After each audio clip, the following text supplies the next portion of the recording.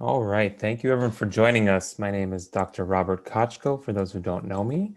We're going to be getting started in just about 30 seconds as we get this set up and let a few more people trickle in. If you're joining this, just a reminder, this is part 2 of our webinar series about inflammation. Part 1 happened last week, and the recording will be sent out to all participants who've registered after this part 2. We'll get both parts sent to you in one.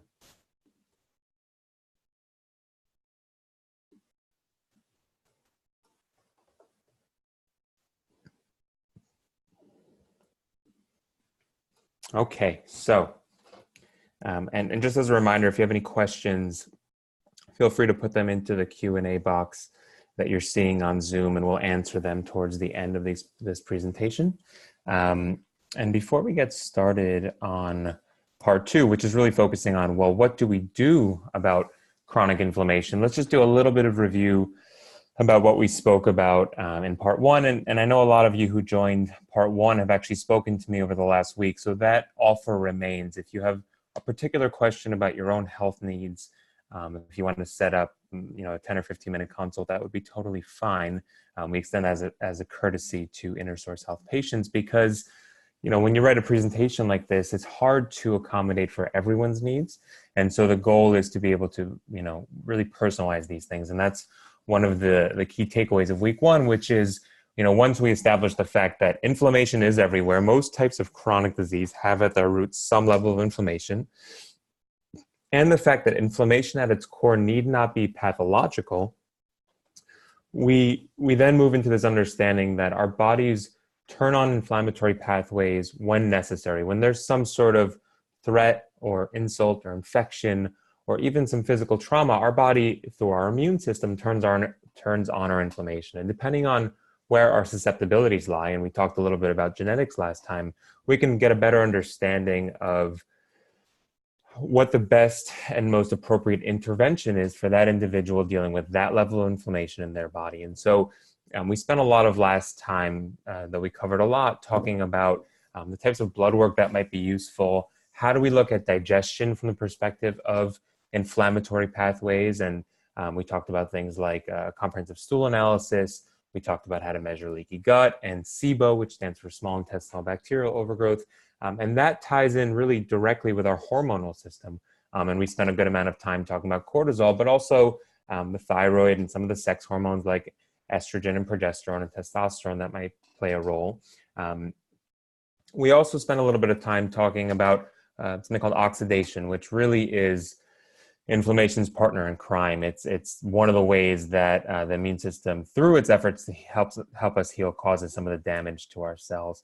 And then finally, we talked about how even if we've got perfect genetics, and even if we don't have a lot of inflammatory pathways turned on, what we're exposed to in our environment, whether that be an infection like Lyme disease, or something else like mold, or even things like heavy metals or persistent organic pollutants, all of that can turn on those inflammatory pathways, again, from the perspective that our bodies really want to protect themselves and to protect us and to allow us to heal.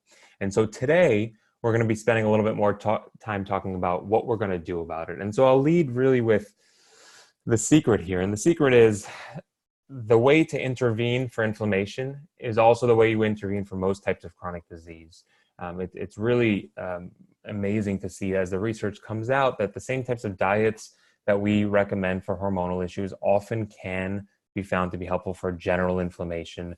And then the foundational lifestyle principles that we talk to all of our patients about, things like proper digestion, things like sleep and mindfulness and other ways to reduce stress, all of that directly contributes to reducing inflammation. So my goal here, before we get into some of the dietary things that might contribute and some of the best ways to help with inflammation through the diet, is to talk about some of those other key principles.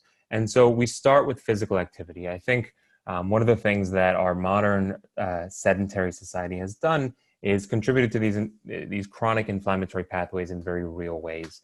In general, we have to look at the body within its evolutionary context. And the truth is that our bodies and our brains are designed to be movement machines. We're not used to sitting 8, 10, 12, 16 hours a day. You look at the statistics as far as how much TV people watch, and most jobs in our knowledge economy these days are really sedentary, and people are really not forced to move. But then if we take it a step further, in general, for us to be able to get food in our evolutionary biological history, for us to be able to protect ourselves, we need it to be physically active. These days, that's not happening, and the body is really struggling with that. And so what we see is that people who are the least physically active, when we look at blood work, have the most and the highest levels of chronic low-grade inflammation, the type of inflammation that differs from an acute injury where you want that swelling and pain and all those kinds of things to alert you that something just happened. It's the type of chronic inflammation that causes things like cancer and heart disease and Alzheimer's, which we've talked about in different webinars in this series. And so what's important beyond understanding that inflammation is also understanding how to move in a way that's efficient and effective. And so I think the core principle here is and a lot of the work that we do as providers is to help people find what is sustainable and actionable in their lives. So when it comes to physical activity, you don't need to be a bodybuilder to get the benefits. You don't need to be at the gym 6-7 days a week. But some level of movement, generally the milestone that we give people is about 150 minutes a week of moderate intensity physical activity. And importantly, it needs to be the type of moderate intensity physical activity that you're actually going to do. Just going to the gym in spurts doesn't actually answer to that issue of, well, we're used to, running away from things that want to eat us or running after things that we want to eat ourselves. It really comes down to consistent exercise that the body can become accustomed to process a lot of those hormonal cascades that are contributing to inflammation anyway, like that cortisol that we spoke about. And so a lot of our work really is finding what it is that a person can do that they're going to A, enjoy, and B, be able to fit into their lives. So I mentioned this idea of 150 minutes of moderate intensity activity. For most people, vigorous gardening would actually contribute to that. You can go, you can walk if running isn't sufficient for you. What matters is that you're getting your heart rate up and you're exerting effort. And so our goal here is helping people find what they enjoy to reduce a lot of those systemic inflammatory things, again, that contribute to things like heart disease and cancer and Alzheimer's. So that's really important. Taking a step further, we mentioned that our bodies are movement machines and our brains really support that process. Well, our brains are also constantly scanning our environments really to seek out things that might cause us harm. And in some ways, their intention is to seek out reward, but also to protect us from things that might be dangerous. Well, there's a part of the brain called the default mode network. The default mode network is really the part of the brain that is the reason why most people, when they sit down to meditate, have trouble sticking to that meditation. They feel like they're failing at it. They can't keep their mind on their breath or their mantra or whatever it is that they're doing. But that's okay, because the intention of the default mode network in the brain, and we'll talk about how that relates to inflammation in a moment, the intention really is to help the brain wander. And when we look at how that contributes to health outcomes, there was a really fascinating study that went out. Gosh, it's a couple decades old right now, but they gave people pagers, what now we would probably equate to smartphones. And they checked in multiple times a day and they asked them two questions. They asked them, what are you thinking about right now and how happy are you?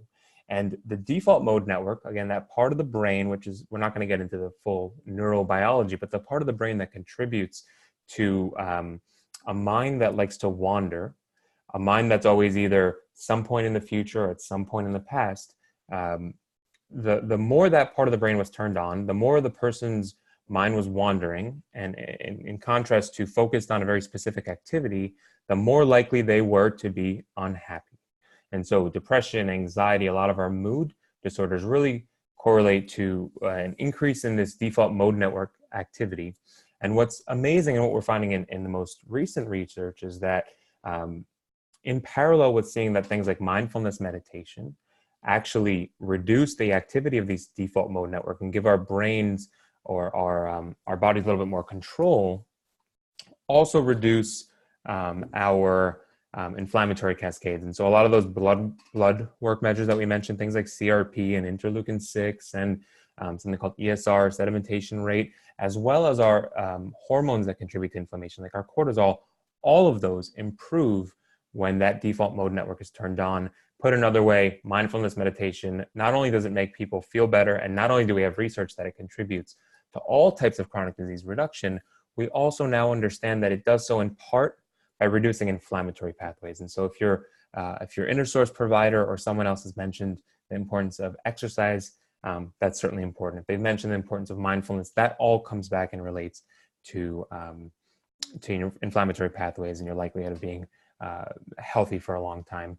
And similarly, we can measure that. One of the things that I do in my practice is something called heart rate variability biofeedback. And without getting, again, into the full physiology of this, what we understand is that certain heart rate patterns with different mind-body emotions can contribute to our physical body in very different ways, to our physiology and our biochemistry. And what we see is that, and most of what we would consider sort of negative patterns look kind of similar, and most of what we consider positive patterns look kind of similar. And so what we want is what we're seeing under this appreciation circle. What we want is the heart rate to change by support from our nervous system in this very smooth, gentle, sort of sine wave-like curve.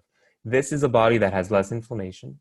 This is a brain that can focus more. This is a mind that's happy and grounded. And this is also a physical body that has less chronic disease across the board. Again, heart disease, cancer, liver disease, kidney disease. The research is pretty dramatic. On contrary, this top box right here, a person who's experiencing the emotion of frustration, or we can say the same thing for anger or sadness or jealousy or guilt, all of those self-defeating mind-body constructs that we have for ourselves contribute to our physical body in this way. And importantly, as it comes to inflammation, this is a nervous system that doesn't help us process our environment very effectively, and in doing so turns on our inflammatory systems through our immune system to help protect us, because this is a nervous system that once again senses danger in that environment. And so this is just one other way to say the mind-body connection is very real, and it's especially true when it comes to inflammation. Now, all of that's important. Physical activity is important, and mindfulness is important, and stress reduction is important, but it might not be as important as quality sleep.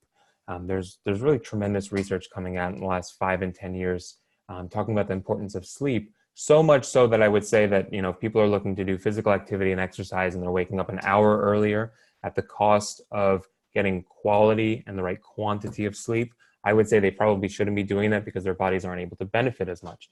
And it directly impacts our inflammatory pathways. You see here on the bottom, poor sleep impacts our pain processing through our opioid receptors. It affects our mood through things like neurotransmitters, especially serotonin. It directly inhibits our immune system's ability to function effectively.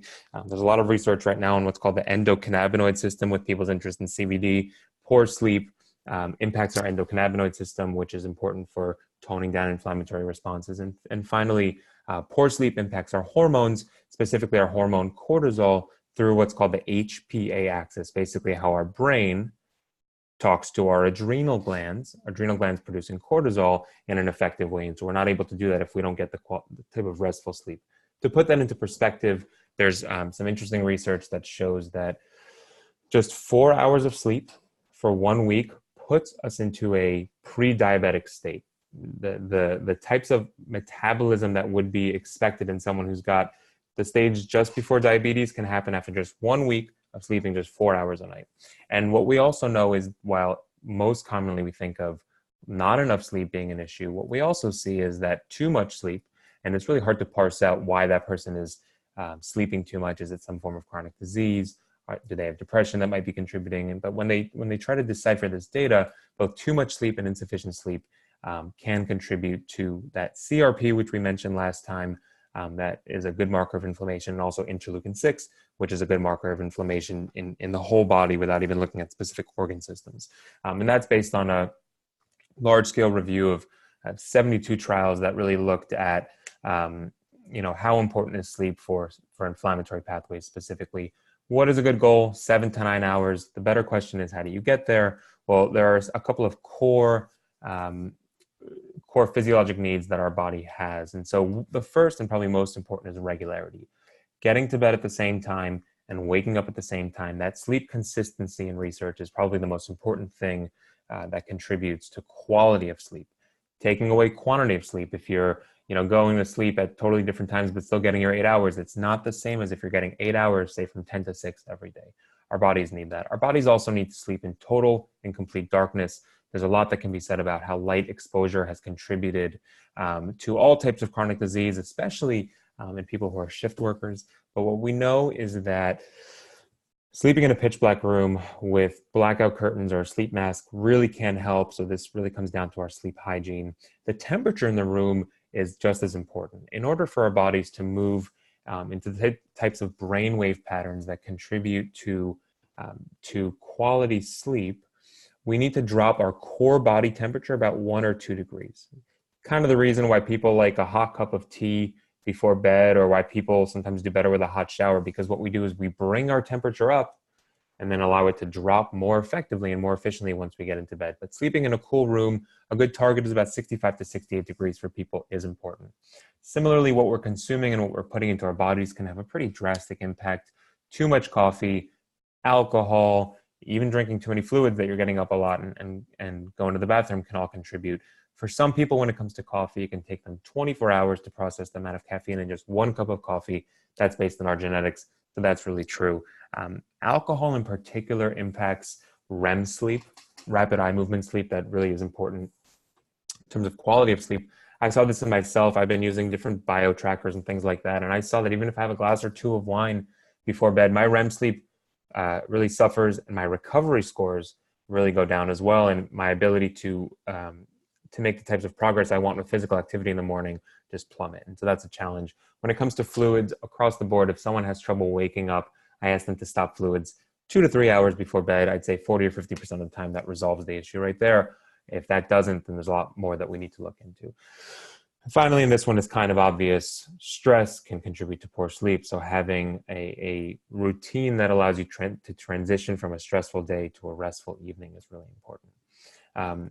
Similarly, there's a lot of research that's coming out that talks about the oral systemic link. If some of you were able to join our webinar a couple of weeks ago with Dr. Dana Cortese, if you were, that's great. Please look it up or send me an email. I'd be happy to send you that link. But she talked all about the role of the oral systemic link. If we've got inflammation coming from our mouth, from our gums, from our teeth, it's much more likely that we're going to have inflammation everywhere in the body.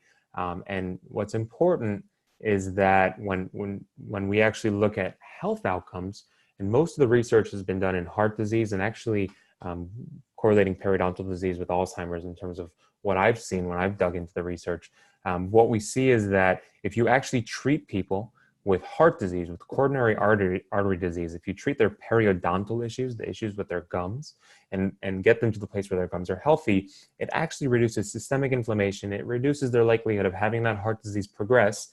And we measure that through things like oxidized LDL. So that's important. Of course, in terms of what do we do about it, please listen to that webinar. And if you don't have a biological dentist, please go out and see if you can find one for yourself, or call the office. We'd be happy to give you some recommendations. But cleaning up your diet, there's a couple of herbs that I've listed here that we're not, it's a little bit beyond the scope of this talk to talk about them, a couple of herbs and nutrients, but really understanding what's going on with your gums is step number 1. We talked before, and especially in part 1, about the role of the environment, allowing our bodies to process a lot of the environmental chemicals, environmental pollutants that they haven't really evolved with. This process of detoxification has to happen in many steps, and really, again, is beyond the scope of this conversation, but it's important to understand that either for genetic reasons, you're unable to process environmental toxins, or if you're exposed to too many things, think people who eat no organic food, eating mostly processed foods, people who smoke cigarettes, certain trade workers can have exposure to different environmental toxicants.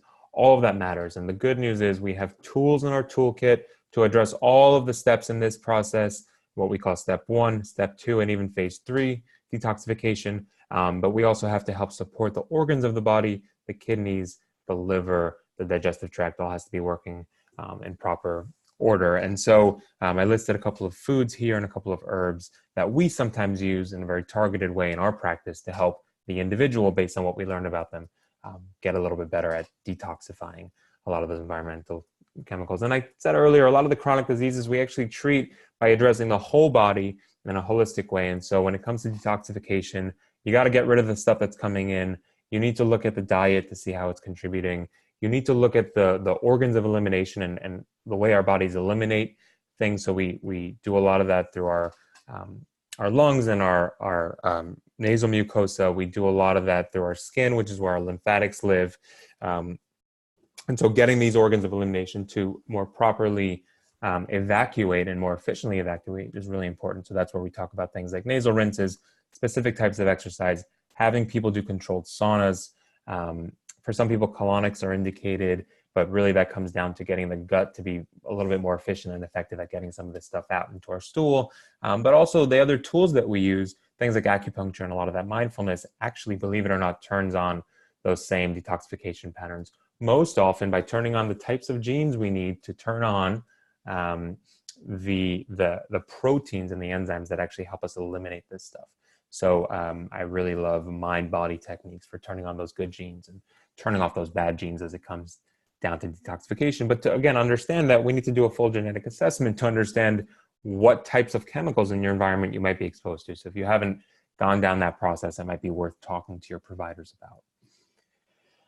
Finally, we come to food, and we're going to spend maybe the remainder of this time, maybe 10 or 15 more minutes, talking about the role of nutrition. And then we're going to get into a little bit of a case example, understanding that there's no one right diet that can help everybody feel better. You see on the screen, I'm listing a lot of them here, but the key is finding what works for you. And one of the ways to understand what the most appropriate diet for you, beyond things like genetics, which that research is really in its infancy, though interesting, is to look at your health history, your family's health history, the types of medications you're on. So we're going to take a case example in the end, looking at one of the most common pain conditions called osteoarthritis. And we're going to look at some of the nutrients and some of the plant-based things that can help from an inflammatory perspective. But of course, we understand here that diet matters, what we put into our bodies, much like the thoughts that we have, much like the water that we drink, all of that can contribute both to inflammatory pathways and chronic conditions. I treat a lot of pain in my practice. And so you see here, when we look at a combination of 23 studies, this is a very recent review in a large medical journal. When we look at 23 studies, we have pretty clear confidence that inflammation contributes to chronic pain, and diet can reduce inflammation and thus reduce chronic pain. And if you see anywhere this PMID number, when I send the recordings, where you can write these down now, if there's a study you want to read just for yourself, or if you want to share it with someone, especially people out there who are skeptical about the role of diet or nutrition or lifestyle. These are called PubMed IDs. You can put that right into Google, and it'll give you that specific study that contributed. But of course, there's no one right diet for everyone. We're going to spend a good amount of time talking about the last one on this list, called the Mediterranean diet. But anti-inflammatory diets, for some people, gluten-free and dairy-free is important. For everyone, understanding how their bodies specifically respond to very specific foods is important. And so that's where we often use something called an elimination diet, where we systematically reduce a bunch of foods and then reintroduce them in a very targeted way to help us understand how those foods are actually impacting us. Because the truth is, if you eat something consistently every day, you can no longer be very objective in understanding how it's impacting you. Some people can do well with vegan and vegetarian diets, not everyone. Some people can do well with ketogenic diets, which are really high in fat and very low in carbohydrates. Not everyone can do well in that. Somewhere in between are things like paleo. There's always the blood type diet, which is one other way to personalize diet. Some people eat macrobiotic. We're going to spend a little bit of time talking about this low ages diet, and we're going to talk about what that means. And again, a lot of our research when it comes to inflammation and the health conditions that it might contribute to really has been done on the Mediterranean diet. So when we talk about, how do we make some recommendations in a webinar, well, it's saying, well, what does the research show for the largest groups of people? And that's where the Mediterranean diet comes in. Not all of my patients who actually come in to see me get a Mediterranean diet recommendation. Sometimes we'll recommend anything on this list or some combination of those, depending on their history. But first, before we talk about what we're putting into our bodies, we have to talk about the ecology and the environment within which we actually eat our food. And so number one is making sure that we chew our food very well. We start the process of digestion in our mouths, especially things like carbohydrates. I have all of my patients really focus on mindful eating practices, And that always starts with chewing your food consistently. Get a sense for what 20 chews per bite looks like and feels like. It's a lot. You're probably not doing it. Most people take a couple of bites and swallow. One way to trick yourself into doing that is to get into the habit of putting your fork down between bites. Not only does that change how your digestive system is handling the food, but what it also does is it reduces the amount of calories that we eat. And so if weight loss is a goal, you might not even need to change what you're eating, though most people do. You might just be able to change how you're eating it. And there was an interesting study that looked at people who tend to carry more weight or people tend to be more lean. And what they found was that the people who tended to carry more weight actually ate for 4 minutes less before feeling full and pushing away from the plate. It was about 10 minutes in that group. And the people who tended to be more lean actually ate for 4 minutes longer. So they ate for about 14 minutes on average. But in those 4-minute difference, the people who tend to carry more weight, who ate for less time, actually consumed about 240 calories more in that time frame. So putting your fork down between bites, chewing your food really well, that's important. Don't eat under stressful conditions. Don't eat while watching the news, especially in 2019. Just don't. It's an easy fix because when our bodies are stressed, when we're exposed to something that, again, sends off certain alarm signals and makes us feel like we're in danger, that for our bodies is not all that different from in our evolutionary past having to run away from saber-toothed tiger or from being exposed to some other kind of threat. And what our bodies do when they know they need to protect themselves or when they're freezing for that reason is they send blood to our muscles and to our eyes and to our brain and to our heart so that we can run or fight or whatever we have to do in that moment, certainly at the expense of sending blood to our digestive tract. And so when you're stressed, you're not able to digest as effectively. Don't overeat. Caloric restriction is one of the best ways. You see number 3 here. Caloric restriction is one of the best ways to improve our outcomes and reduce our likelihood of food-related chronic diseases and actually can extend life. So don't overeat. Most people consume way too much animal products, even if that's indicated for them. And so eating, if you're going to eat meat, the size of your palm, size of a deck of cards, that's always a good goal. Mostly veggies, fruits in the diet, and things like that. Eat food with its evolutionary context. I keep talking about that. Grass-fed beef, wild-caught fish, that's all really important. And then don't overcook your food, which that charring effect contributes to, again, something called AGEs, advanced glycation end products. And what we know is that people who consume these advanced glycation end products, which is basically what happens when you cook a sugar and it reacts to a certain protein in the food, it increases inflammation if you have too many of them, and it increases what's written here is proliferation of vascular tissue, basically our blood vessels, which are often the source of heart disease. They change and we have more likelihood of developing plaques. And what we find, even in populations that have a chronic disease like diabetes, as you're seeing here on the right, people who consumed more of these advanced glycation end products actually had more advanced glycation end products within their bloodstream and also had higher levels of that same molecule that we keep coming back to, CRP, C-reactive protein. The people who had less actually had reductions in C-reactive protein across the board. And so that is a really easy thing. Don't overcook your food, especially your meats. You don't want that charring effect. Generally, that contributes to more of these AGEs. We had a professor in school, Dr. Zemperon, who probably coined this term. He said the AGEs that age you, it does contribute to inflammation and it does contribute to faster aging processes. We look at whole dietary patterns, and we're going to spend a little bit of time talking about the Mediterranean diet, but the specific nutrients that you have in the food also can contribute to inflammation. So getting enough omega-3s, we're going to talk about that with the osteoarthritis case example, making sure your vitamin D level is where it needs to be, getting enough magnesium because it contributes to so many pathways in our body, and getting some of the essential B vitamins like B12, folate, B6, and riboflavin are all really important, and in individual trials contribute, if they're not sufficient, contribute to all types of chronic inflammation. I mentioned that we're going to talk a lot about the Mediterranean diet. What I really want to do is show you what the Mediterranean diet looks like.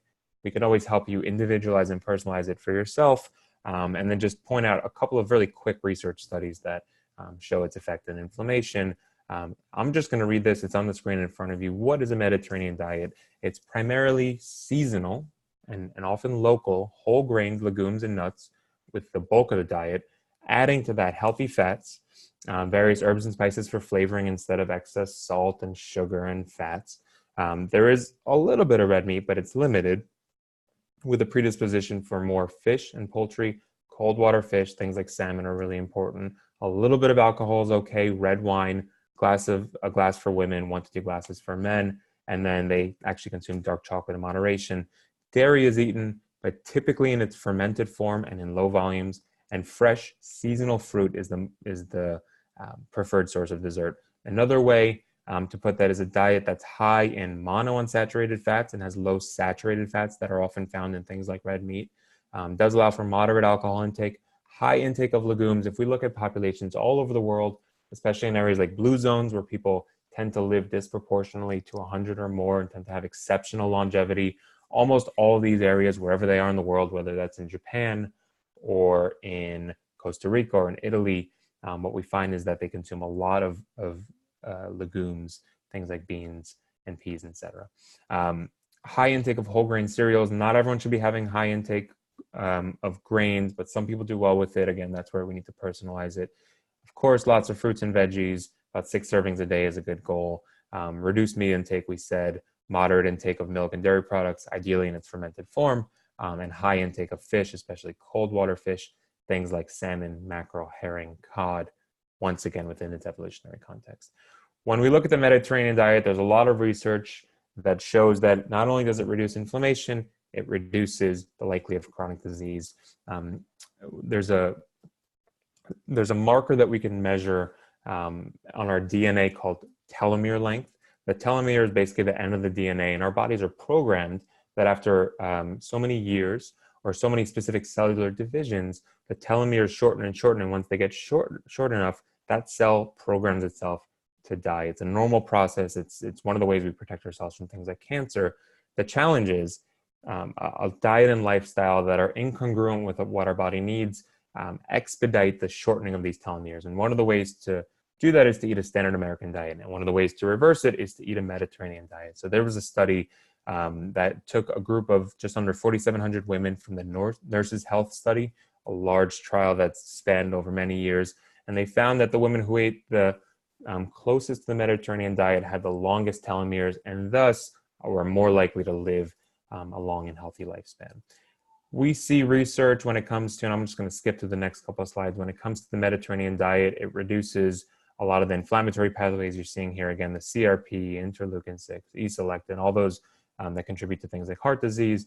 We see that it contributes, again, in another trial, to what's called low-grade subclinical inflammation. It's, again, that inflammation that isn't doing its job in the acute sense and protecting us from injury. It's the inflammation that's always with us for years that actually contributes to chronic disease. We also see that, this is just a general trial looking at the value of things like EPA and DHA at reducing another marker called NF-kappa beta. NF-kappa beta is probably the key that turns on most inflammation in our bodies. So that's, of course, helpful to understand.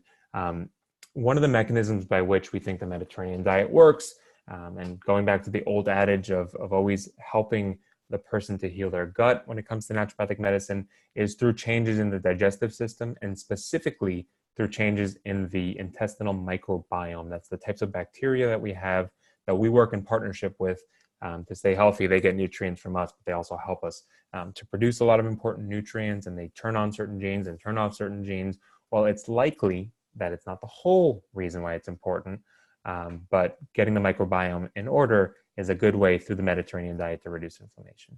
And then finally, there was a really interesting study that looked at something called the anti-inflammatory index, where they actually quantified increases with certain foods and reductions in certain foods and inflammation.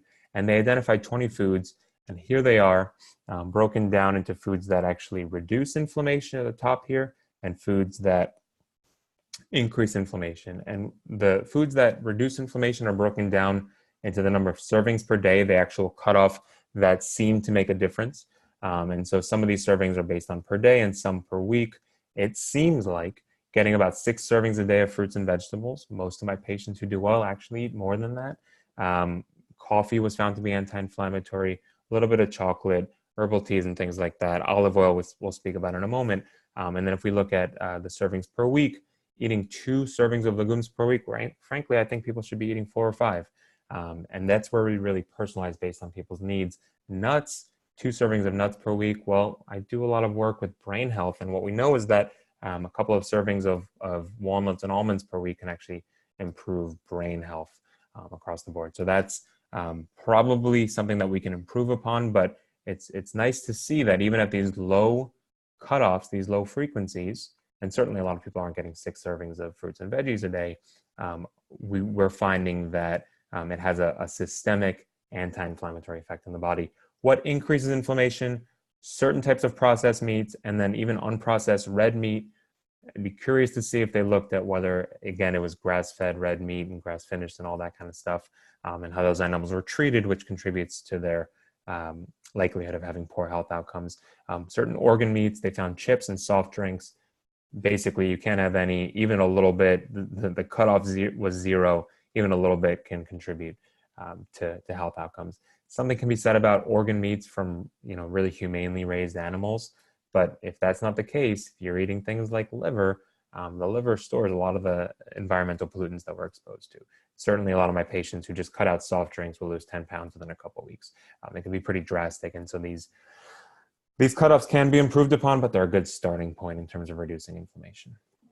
So I mentioned earlier, we need to really personalize this for the person who's coming into our office. And so there's a lot of things when it comes to osteoarthritis. There's a lot of tools that I use. We use biofeedback and help people retrain how they move. And we do soft tissue work. And acupuncture is a really wonderful tool. But really, it comes down to helping people reduce inflammation. Now, when it comes to osteoarthritis, we've consistently said OA, osteoarthritis, is a non-inflammatory arthritis.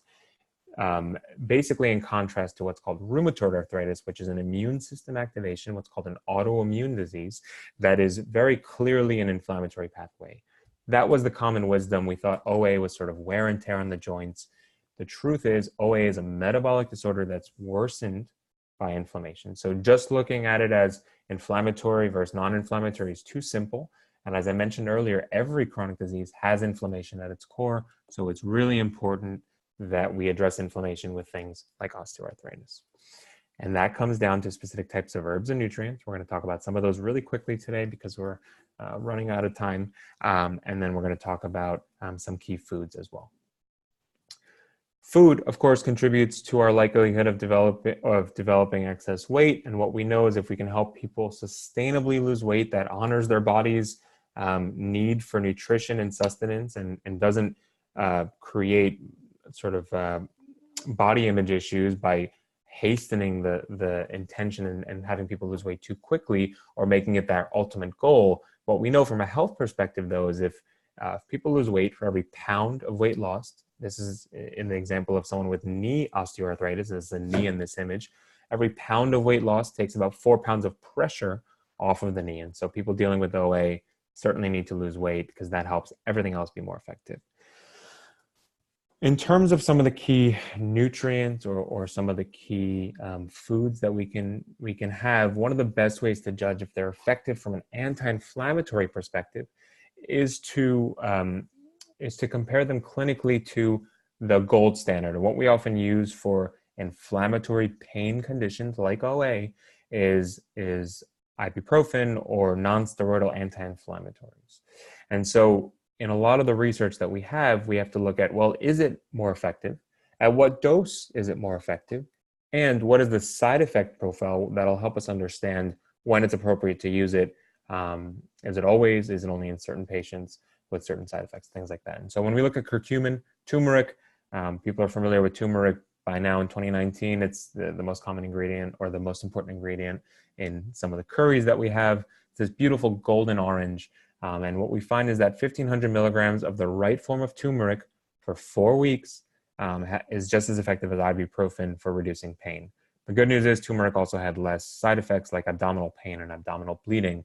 And so these are some of the mechanisms by which it works. It is anti-inflammatory. That's probably the most important thing. Olive oil, we talked about the value of the Mediterranean diet. It seems that one of the biggest contributors to the benefits of the Mediterranean diet is the type of healthy fats. Monounsaturated fats are really health promoting. And what we know is that people who consume the most olive oil have lower levels, again, of that CRP interleukin-6, and TNF-alpha, which is very much related to that NF-kappa beta that I mentioned earlier. It's important to eat it and consume it in the right form. So in general, I have my patients put extra virgin olive oil over raw foods and cook with oils that have higher smoke points. I actually like avocado oil for cooking more because it doesn't combust at as low temperatures, but extra light olive oil is better for cooking than extra virgin. So that's important. Getting in green tea. We know green tea works for things like diabetes, heart disease, brain health. It probably works as an antioxidant, a free radical scavenger in the body. We talked about the role of inflammation or oxidation last time. When it comes to OA, green tea extract has actually been shown to control pain. When it comes to longevity, specific targeted doses and standardized forms of that most common antioxidant, that EGCG, was shown to actually lengthen those same telomeres that we mentioned earlier. And so green tea seems to have a lot of anti-inflammatory and antioxidant effects. Consuming 3 to 5 cups a day if caffeine isn't of concern for you might be a good way to go. And that also helps our body in terms of detoxifying a lot of substances like dioxins, which we worry about for breast cancer. Omega-3s are important. We saw that study earlier that talked about the value of EPA and DHA. These are the most common omega-3 fatty acids that we find in cold water fish. And we see that when it comes to OA of the knee, both 1,000 and 2,000 milligrams of EPA and DHA combined, typically in the 2-to-1 ratio, so 2 times more of EPA than DHA can be effective. Some conditions need more DHA because that's more related to brain health and things like that. So that's effective. But it's also important to understand that it's not just the amount of omega-3s we get, it's also the ratio of omega-3s to omega-6s. Omega-6s are the types of fats that are more likely to be pro-inflammatory, that contribute to our immune system's ability to increase inflammation in the body, sort of fueling that fire. The most common omega-6 fatty acid in the standard American diet is called arachidonic acid, found in higher proportions in things like red meat. So for a lot of people, increasing clean fish and reducing red meat intake is one way to improve that ratio. Historically, in the standard American diet, the ratio of omega-6 to omega-3 fatty acids is like 20-to-1. We really want to get that number down to about 2-to-1, 3-to-1. And one of the ways we can measure that is through something called the omega-3 index. It looks at the amount of omega-3s in the red blood cells. Higher levels correlate to less inflammation, but also less heart disease and other types of chronic disease. Pineapple has been eaten for years. We know bromelain is one of our effective anti-inflammatories in our toolkit. It's actually pretty effective for pain. And in this study of knee osteoarthritis, bromelain is as effective as diclofenac in patients after about 4 months of treatment. So that's something to consider as part of your toolkit. There's a part of the avocado that it's kind of weird. I don't know how they figured this out, but what's called the unsaponifiable part of the avocado. Same thing with soybeans. It's the part of the avocado and the soybean that can't be turned into soap. And what they find is giving extracts of ASUs to people with knee OA, not only did it reduce their pain as much as some of these NSAIDs, the most common over-the-counter pain relievers we have, but it also helped to sustain joint function. This was a study that looked at OA of the hip, and it seemed to help the body sustain joint function over the course of the study of 3 years. Topically, capsaicin, the ingredient in red pepper, has been found to be effective. It also works through anti-inflammatory pathways and through reducing something called substance P. We might talk about that in a different webinar. Edible mushrooms, I get a lot of questions about mushrooms. Generally, mushrooms are a really good source of carbohydrates, sometimes a good source of protein, but they have a lot of individual substances that have been shown to be anti-inflammatory, things like phenolics and indolic compounds, things like carotenoids, and fatty acids that we mentioned earlier can actually be pretty high in some of the mushrooms.